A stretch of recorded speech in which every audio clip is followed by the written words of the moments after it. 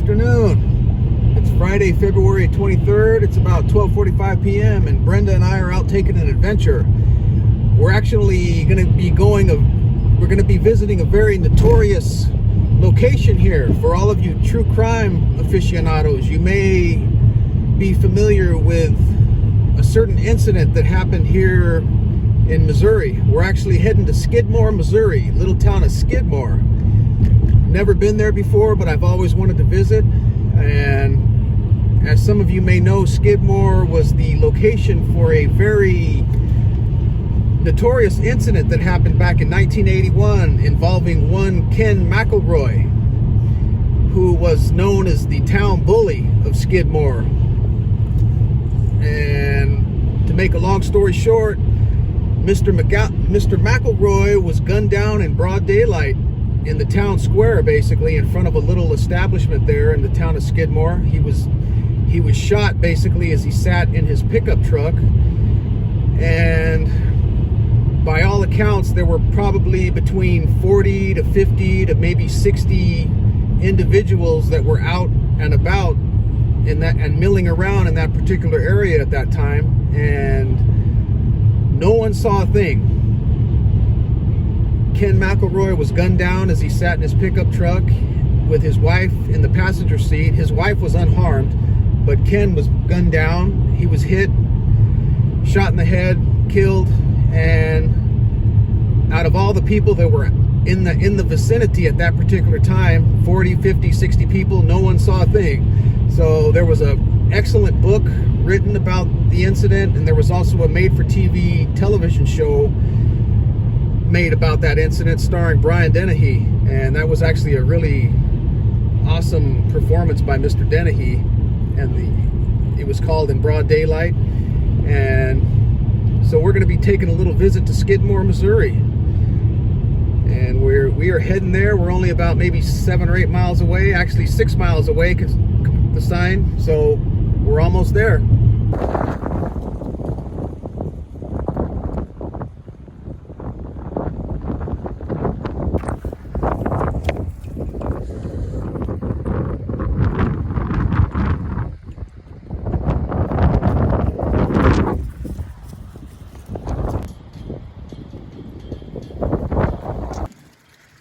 All right, this is where it happened.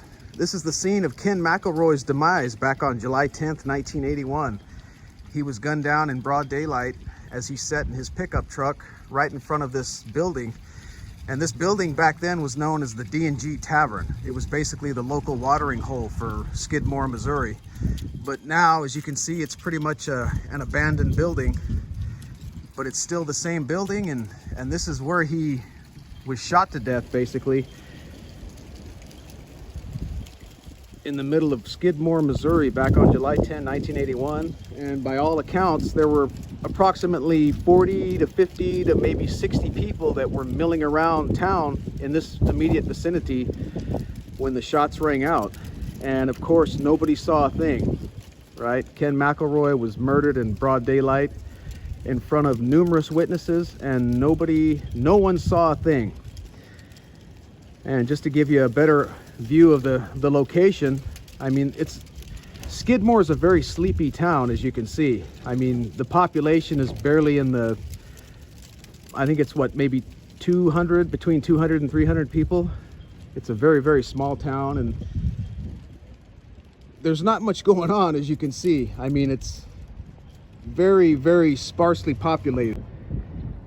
Here's a bit of a different angle. I just walked a little bit further up the street, and this is the D&G Tavern from the side. And again, it's sort of surreal to stand here and look at this building, and then knowing about the events that transpired in front of this harmless looking small building. I mean, if you can even call it a building, it's like a makeshift building, you know, but it's just kind of creepy just to stand here and think about what happened here on July 10th, 1981. I mean, just kind of creepy, you know. It's just a creepy location, and you know, the town is so small and it's so quiet here, and there's hardly anyone out and about. I mean, you you don't even really see many people out on the streets, you know, and it's just the wind's blowing and the whistling wind is blowing, and it's just kind of a creepy, sort of surreal location, you know, and it's interesting to say the least. Here's the back view of the former D&G Tavern. This is what it looks like from the rear.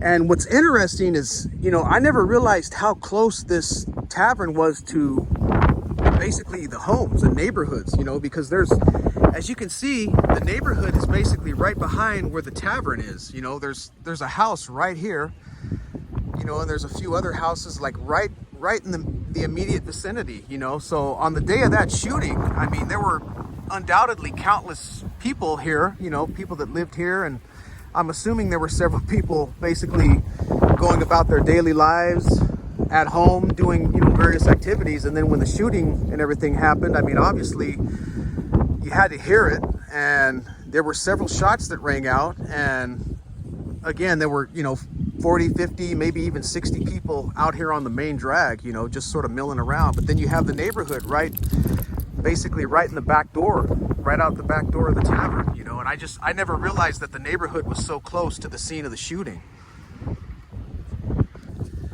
Different side angle, and as you can see, it's not much of a building, you know. It's basically just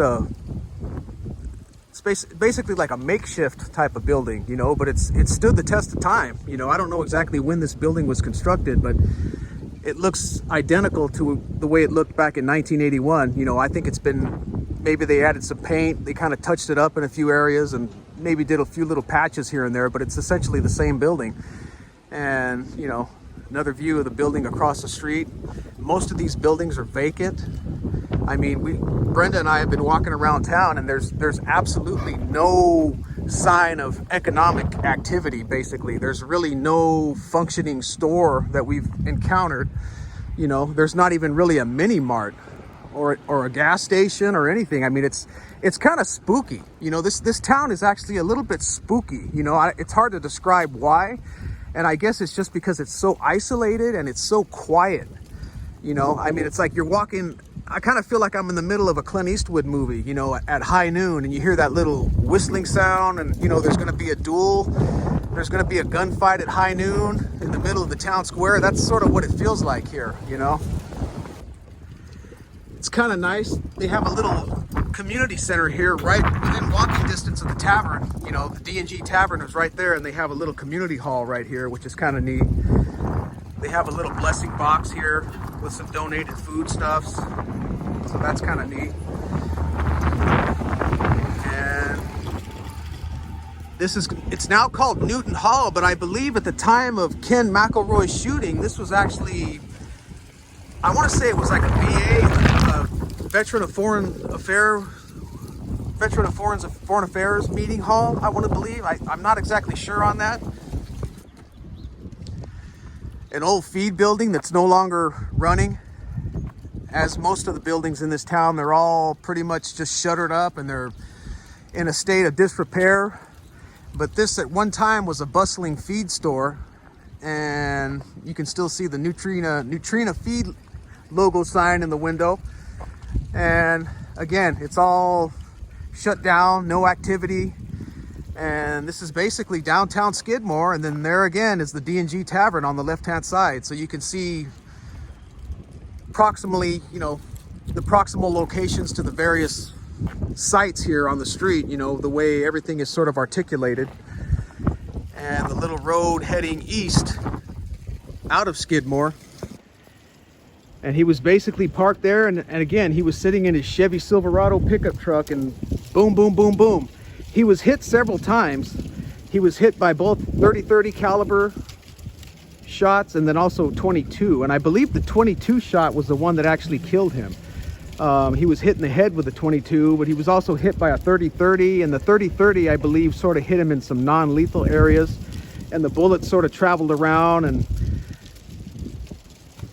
did a lot of supposedly non-lethal damage according to the coroner's report, but I do know that the 22 slug that hit him actually hit him in the brain. So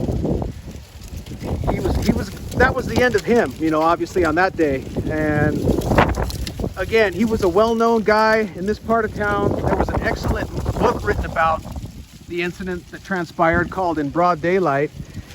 Excellent book. I read that when I was a teenager, basically, and it was a really transfixing book. And there was also an excellent made-for-TV television movie, basically starring Brian Dennehy, and Brian Dennehy just nailed that role. If you haven't seen it yet, I recommend watching In Broad Daylight, the TV movie that they made. Again, Brian Dennehy just really nailed the character of Ken McElroy. I mean, he looked like him. I mean, Brian Dennehy had his hair dyed jet black hair, and he wore, I think, dark colored contact lenses, and he had the look, he had the mannerisms, and he just really brought Ken McElroy to life. And I'm trying not to stand out like a sore thumb, but I feel extremely awkward standing here filming because there's cars driving by, and you know, I'm sure they're used to people flocking to this site, you know, people that are true crime aficionados such as myself. So they're no stranger to having outsiders come into this little town and making their little documentaries and taking pictures and making videos just like I'm doing. So I'm trying not to stand out, but it's kind of difficult to do, even though there's hardly anyone in this little town. I mean, there's cars driving by, and there's the occasional pickup truck and things like that. But here's a little bit of a up close shot. You can't really see inside the window, but it's got the secured by ADT sign, and I don't even know if this building is going to be used for anything, but this is the front door. That's the door that big bad Ken McElroy entered on that fateful July afternoon. All right, we're gonna head back to the vehicle. I'm tired of standing out like a sore thumb. Feel more than just a little bit awkward here filming. All right, I'm just gonna do a quick little drive through Skidmore before Brenda and I skedaddle. And there's the D&G on the left-hand side there again. And you're just gonna get an up close and personal view of the big bustling metropolis that is Skidmore, Missouri.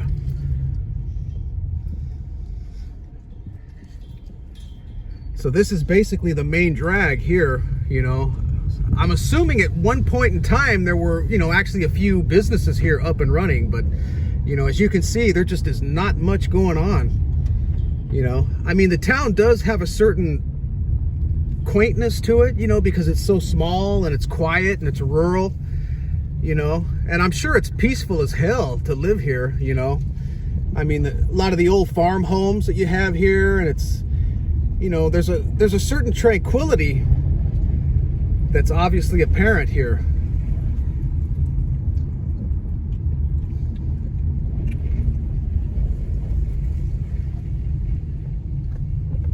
Nice little Skidmore Christian Church there.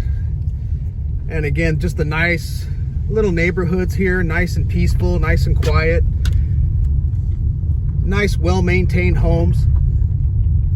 You know, nothing fancy, but these are, you know, these are really nice homes. You know, many of them are. There's a few that are pretty dilapidated and run down, and there's some parts of town that look really dilapidated, but then you have a lot of the, you know, the little neighborhoods that are neatly maintained. And now we're heading back towards the D&G Tavern, you know, and again, it was just really surprising for me to realize that the neighborhoods were so close to where the shooting occurred. You know, from reading the book and watching the TV show, I just assumed that the tavern was sort of tucked a little further away from the neighborhoods, but no, it's basically set right within the neighborhoods, as you can see, because there's the tavern, and then, you know, you can see how close the homes that we just encountered, and, you know, we're driving through a little different part now, and the neighborhoods are right here.